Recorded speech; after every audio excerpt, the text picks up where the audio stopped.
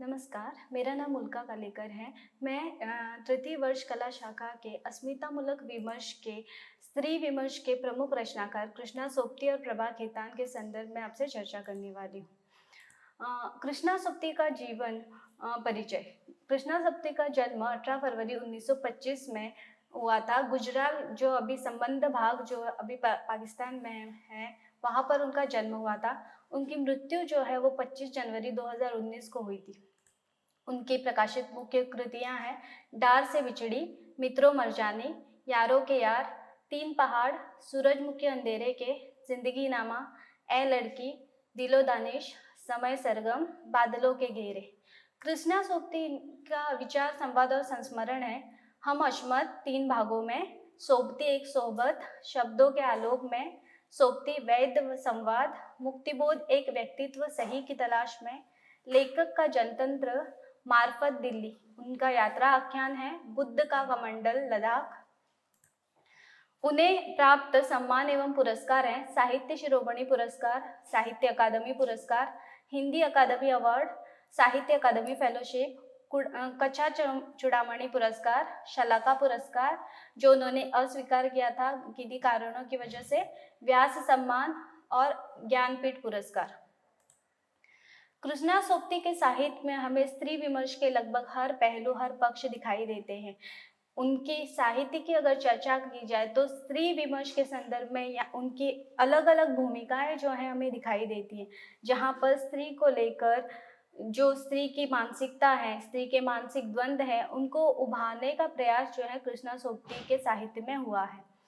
डार से बिछड़ी उनकी जो कृति है उसमें हमें पाशों के माध्यम से बहुत सारी स्त्री संबंधी जो समस्याएं हैं उन्हें हम देख सकते हैं। जैसे रूढ़ियों और परंपरा में जकड़ी हुई नारी, जैसे पाशो जो है वो परंपरागत विचारों में जकड़ी हुई नारी वहाँ पर दिखाई देते हैं, जहाँ पर उन पाशो के माँ की वजह से, क्योंकि उनकी भूतकालीन कुछ परिस्थितियों की वजह से पाशो को हमेशा ही शक की निगाह से देखा जाता है। परंपरागत रूढ़ियों का निर्वाह करते हुए पाशो एकदम बहुत ही कमजोर हो जाती है, उसमें साहस नहीं होता, ना ही वो क्षमता रखती है कि वो अकेले जीवन यापन कर सके। इसीलिए वो हमेशा सब पर निर्भर आपको दिखाई देती है। माँ से मिलने का दुख पाशों में दिखाई देता है। साथ ही साथ जब उसका विवाह किया जाता है, बेमेल विवाह की समस्या वहाँ पर आपको दिखाई देती है। जब उसका विवाह किया जाता है तो पति के सानिध्य में वो अपने आप को सुरक्षित महसूस करती। जब उसके पति का देहांत होता है तो उसके पति के रिश्तेदारों द्वारा उसे प्रताड़ित किया जाता है, उसे बेचा जाता है और निरंतर पाशों का जो है शोषण होता हुआ हमें दिखाई देता है। लेकिन कहीं भी पाशों के अंदर विद्रोह का जो स्वर है वहाँ पर हमें दिखाई नहीं देता। पाशो जो है हमेशा किसी न किसी के ऊपर निर्भर या आश्रित हमें दिखाई देती है।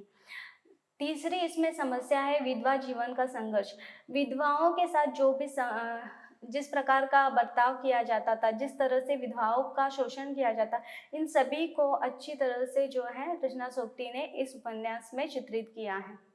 सामाजिक बुराइयां जैसे बेमेल विवाह, विधवाओं के प्रति घृणा का भाव या फिर नारी शोषण आदि कई सामाजिक जो बुराइयां हैं वो हमें पाशों के माध्यम से दिखाई देते हैं। डार से बिछड़ी इस शीर्षक का मुख्य अर्थ जो है वो परंपरागत रूप से बिछड़ी हुई औरत, जैसे उदाहरण के तौर पर पाशो जो है अपने परिवार से बिछड़ जाती है, उसके जीवन में बहुत सारे संघर्ष आते हैं, उन संघर्षों से धीरे धीरे लड़ते हुए, लोगों का सहारा लेते हुए वो आगे बढ़ती है और अंत तक अपने डार से फिर से जुड़ जाती हैं। इसी वजह से इस उपन्यास का शीर्षक जो है वो भी डार से बिछड़ी हुई ऐसे दिया गया है।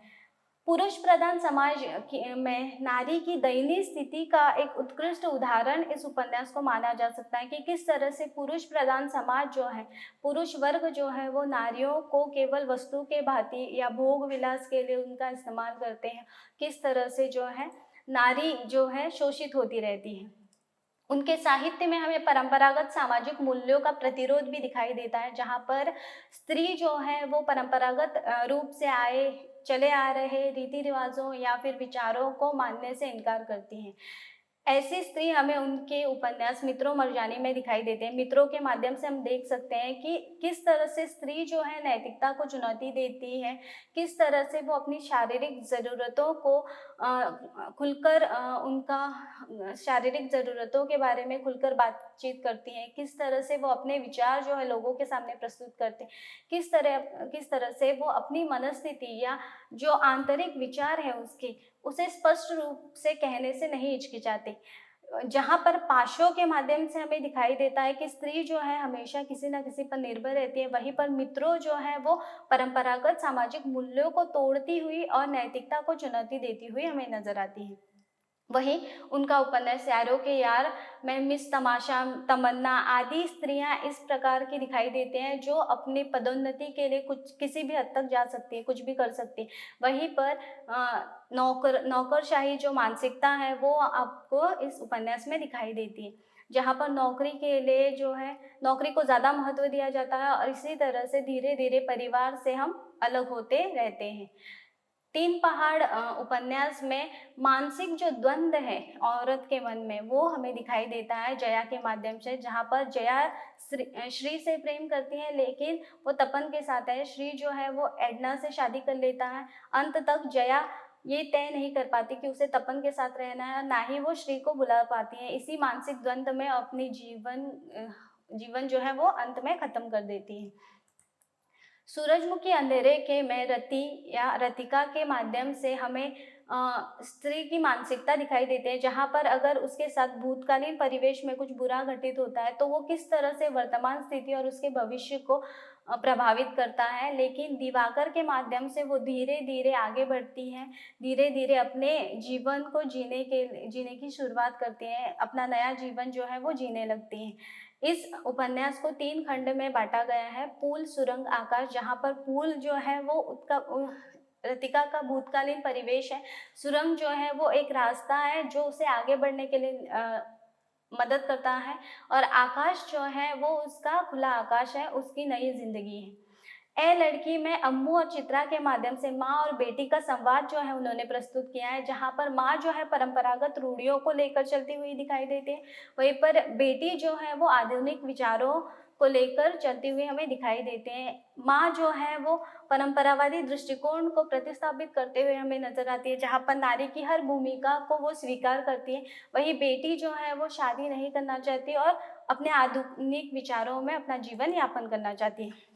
हमारी दूसरी मुख्य लेखिका जो है वो है प्रभा खेतान। उनका जन्म 1 नवंबर 1942 में हुआ था। उनकी मृत्यु जो है वो 20 सितंबर 2009 में हुई थी। उनकी प्रकाशित कृतियां हैं कविता संग्रह अपरिचित उजले, सीढ़ियां चढ़ती हुई मैं, एक और आकाश की खोज में, कृष्ण धर्मा में, हुस्न बानो और अन्य कविताएं, अहिल्या। उपन्यास हैं आओ पेपे घर चले, तालाबंदी, अग्निसंभवा, एड्स, छिन्नमस्ता, अपने अपने चेहरे, पीली आंधी, स्त्री पक्ष। उनके लघु उपन्यास हैं मसीहा सार्थ, बाजार के बीच, बाजार के खिलाफ। प्रभा खेतान ने फ्रांसीसी रचनाकार सिमोन द बोवा की पुस्तक द सेकेंड सेक्स का अनुवाद स्त्री उपेक्षिता के नाम से किया।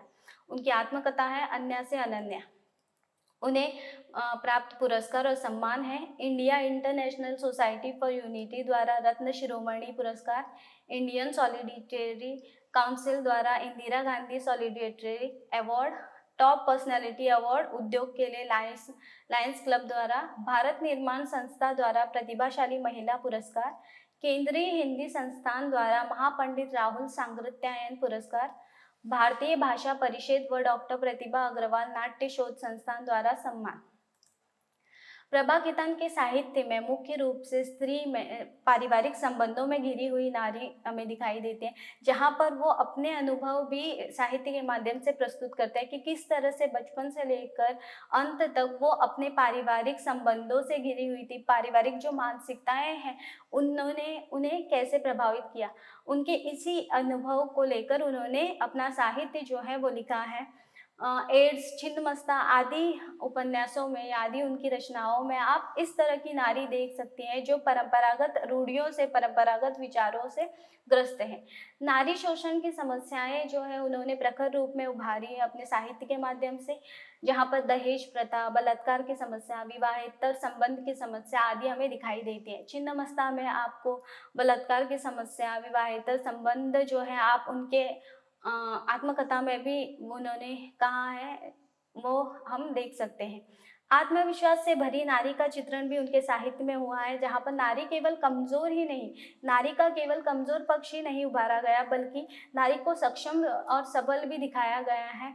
उन्होंने ज़्यादातर साहित्य अपने जीवन से प्रभावित होकर लिखा है, इसी वजह से जो उनका व्यक्तित्व था वही व्यक्तित्व जो है हमें उनके साहित्य में भी नारी चरित्रों का दिखाई देता है।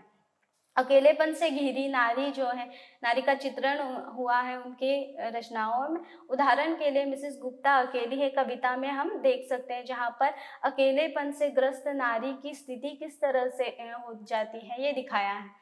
दूसरी औरत होने की पीड़ा जो है वो उन्होंने अपने रचना अपने अपने चेहरे में दिखाई है, जहाँ पर वो खुद की पीड़ा को उस रमा की पीड़ा से जोड़ती हैं, जहाँ पर उन्होंने अपनी आत्मकथा में अन्य से अनन्या आत्मकथा में अपनी जो पीड़ा है वही पीड़ा जो है आपको अपने अपने चेहरे रचना में दिखाई देती है रमा के माध्यम से। प्रभा खेतान के जीवन में भी दूसरी औरत होने की पीड़ा जो है वो रही थी, वही पीड़ा जो है रमा के माध्यम से उन्होंने प्रस्तुत की है।